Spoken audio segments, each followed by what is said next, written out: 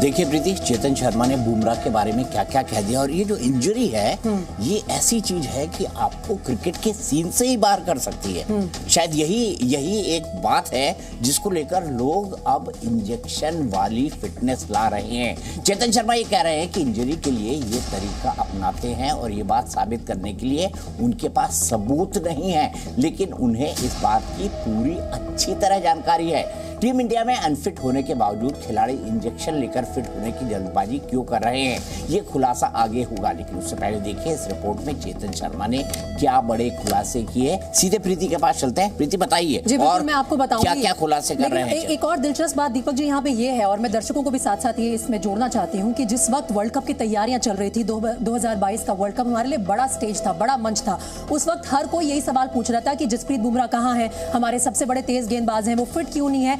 तब chief selector ने या बीसीसीआई की तरफ से ये क्लैरिटी ही नहीं आ रही थी, लेकिन आज इन खुलासों के जरिए हमें पता चल रहा है कि आखिर जसप्रीत बुमराह के केस में चल क्या रहा था। तो जी मीडिया पर टीम इंडिया और बीसीसीआई से जुड़े बड़े खुलासे आप देख रहे हैं, और चेतन शर्मा का बड़ा दावा है कि इंजेक्शन लेने की जानकारी है पर उनके पास सबूत नहीं है। इस रिपोर्ट में जो दूसरी बड़ी बात सामने आई है वो ये है कि तेज गेंदबाज जसप्रीत बुमराह की फिटनेस पर जल्दबाजी की गई, यानी कि जल्दी से जल्दी जसप्रीत बुमराह को फिट डिक्लेयर करना था ताकि उनकी टीम इंडिया में सिलेक्शन हो पाए और वो वर्ल्ड कप जाएं। वर्ल्ड कप से पहले बुमराह की चोट गंभीर थी, और अब जो एक और बड़ा सवाल है वो ये उठता है कि क्या एनसीए यानी कि नेशनल क्रिकेट अकेडमी को पूरी तरह फिट होकर वहां से पूरी तरह से फिट होकर नहीं आए थे जसप्रीत बुमराह। ये बड़ा सवाल है क्योंकि एनसीए में हर खिलाड़ी को भेजा जाता है दीपक जी, जब भी वो चोटिल होते हैं कि आप वहां जाइए, रिकवरी करके जब आपको फिटनेस सर्टिफिकेट मिलेगा तब आपका वापस आप सिलेक्शन के लिए अवेलेबल होंगे। तो एनसीए का क्या रोल था, इस पर भी सवाल उठ रहे हैं। मैं आपसे बहुत सबसे मौजूद सवाल, जो सबसे लॉजिकल सवाल है वो ये पूछना चाहूंगा, इस खुलासे का अब क्या इम्पैक्ट होगा, क्या चेक्स एंड बैलेंस लाए जाएंगे? प्रीति थोड़ा सा मुझे वो भी समझाइए।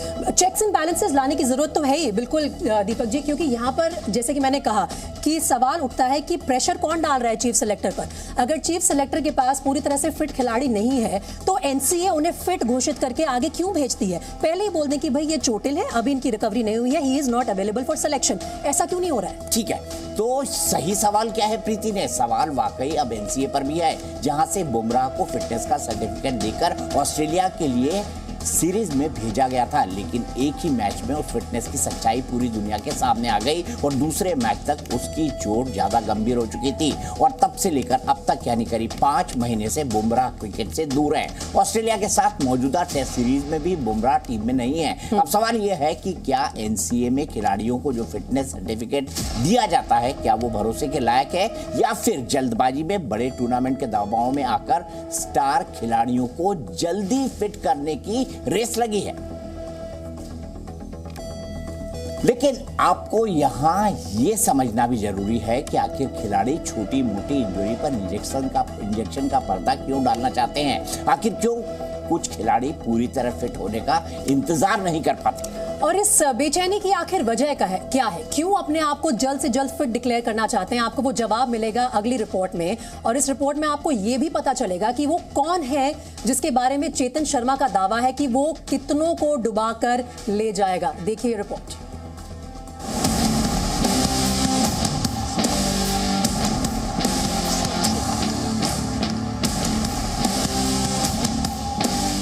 भारत का राष्ट्रीय खेल हॉकी है, लेकिन कहते हैं क्रिकेट यहाँ धर्म की तरह है। हमारे देश में ओलंपिक गोल्ड मेडल जीतने वाले खिलाड़ी भी 2-4 साल में भुला दिए जाते हैं, लेकिन क्रिकेटर भगवान बन जाते हैं। देश का बच्चा बच्चा जानता है, अगर किसी खेल से सबसे ज्यादा दौलत और शोहरत बनाई जा सकती है तो वो क्रिकेट है। इसलिए शहर शहर गांव गांव में लाखों युवा आंखों में टीम इंडिया के लिए खेलने का सपना लिए और हाथ में बैट बॉल थामे आपको 22 गज की पिच पर पसीना बहाते हुए दिखेंगे।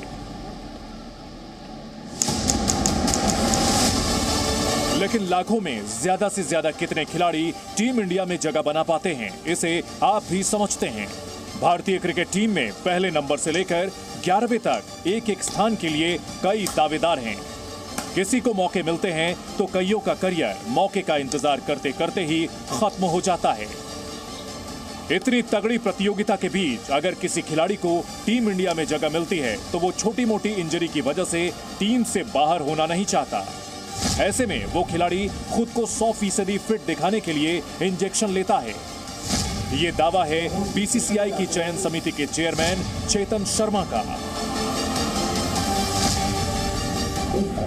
सब स्टार बनना चाहते, सब सुपरस्टार विराट कोहली बनना चाहते, तो मैं किसी को उठ के कहूँ कि यार वो लड़का जानबूझ के बता, कोई नहीं। कुछ प्लेयर्स ऐसे होते हैं कहते हैं हमें खेलना है, हम विड्रॉ करते हैं कि नहीं यार मत, कोई बात नहीं बेटा, क्योंकि लड़के को पता है ना अगर मैं हटा तो दूसरा आया। चेतन शर्मा की बातों से लगता है कि खिलाड़ियों पर जगह छिन जाने का दबाव ज्यादा है और जिन खिलाड़ियों पर इस तरह का दबाव है वही इंजेक्शन के खेल में भी शामिल होंगे। चीफ सेलेक्टर ने यहां एक ऐसे युवा खिलाड़ी के बारे में बात की जिसकी वजह से 3 खिलाड़ियों का करियर अधर में लटका है। अब जैसे ईशान किशन वो इंजर्ड हुआ, ईशान किशन अंदर आया, कितनों को डूब के ले जाएगा ईशान किशन? ऋषभ पंत की प्रॉब्लम आ गई, शिखर धवन लिटरली बाहर हो गया टीम में से, संजू सैमसन फंस गया। एक नॉक ने 3 लड़कों को लटका दिया, सेलेक्टरों के लिए मुसीबत खड़ी हुई। अब तुम कैसे डालोगे 3-3 विकेट कीपर टीम में? केएल राहुल विकेट कीपिंग करता है, ईशान किशन है ही टीम में, अब डाल के दिखाओ ना तीसरा विकेट कीपर।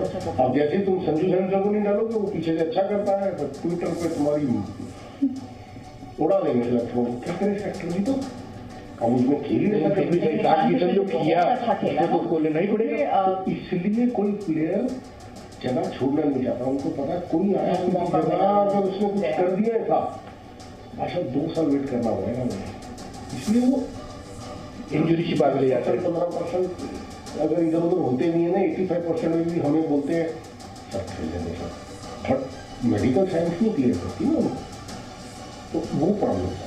मेरा तो खेलना था, मैं नहीं बना था। हाल ही में वनडे क्रिकेट का सबसे तेज दोहरा शतक बनाकर ईशान किशन ने सनसनी मचा दी और ऐसा ही एक दोहरा शतक बनाकर युवा सलामी बल्लेबाज शुभमन गिल ने भी अपनी दावेदारी मजबूत कर ली।